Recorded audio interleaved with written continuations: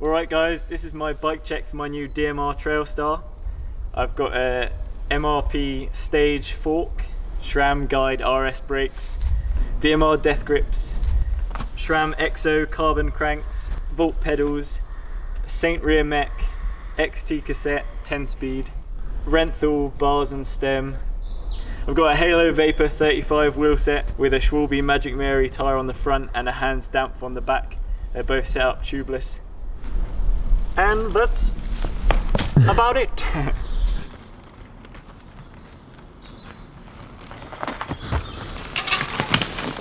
I'll see you later.